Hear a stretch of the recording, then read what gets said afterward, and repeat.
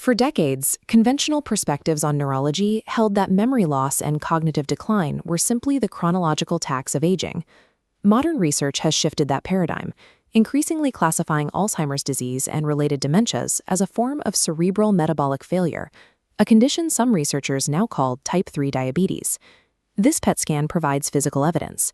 By measuring glucose uptake, a healthy brain glows with activity, while the Alzheimer's brain shows a dramatic reduction in fuel consumption.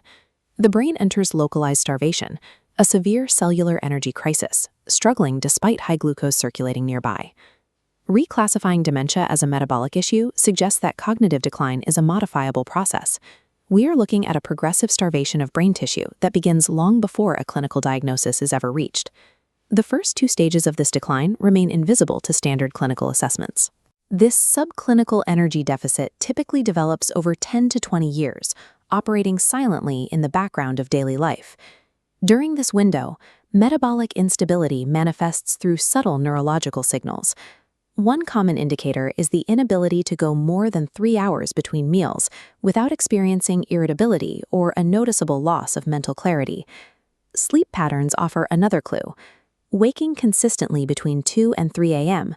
is a frequent manifestation of nocturnal blood sugar fluctuations, rather than simple psychological stress. A third sign appears in the post-meal window. Experiencing significant mental sluggishness or drowsiness immediately following a high-carbohydrate meal suggests the brain is struggling to handle its primary fuel source. These are early markers of blood sugar dysregulation. They serve as biological indicators that the neurological energy system is already struggling to maintain stability, setting the stage for the more significant changes to follow. Chronic elevation of blood glucose forces the body to protect itself by down-regulating its response to insulin. Over time, this leads to a state of systemic insulin resistance. In the brain, neurons begin to ignore the signal to absorb glucose.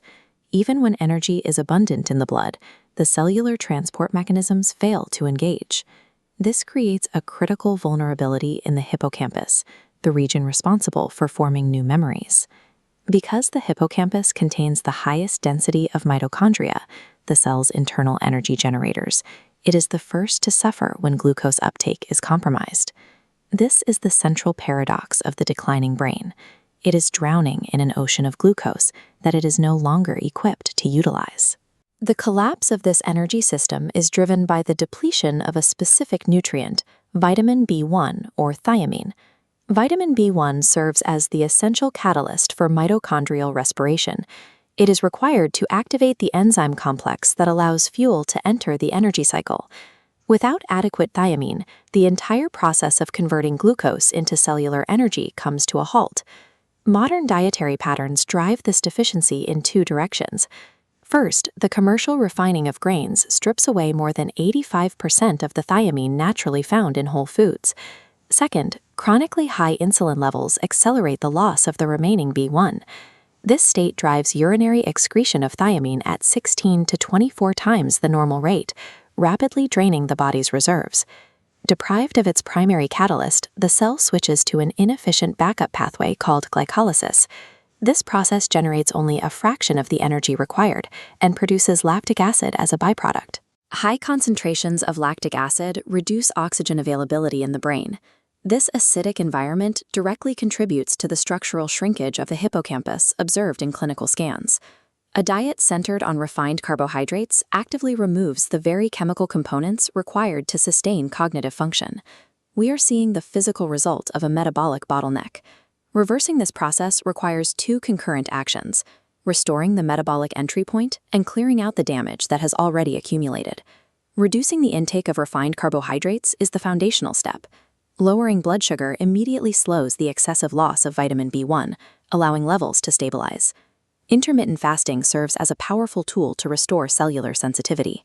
By allowing insulin levels to drop for extended periods, we encourage the brain's neurons to regain their ability to respond to energy signals. These fasting periods also trigger autophagy, a biological maintenance process. During autophagy, the brain identifies and dissolves the damaged proteins and cellular debris that characterize the later stages of decline.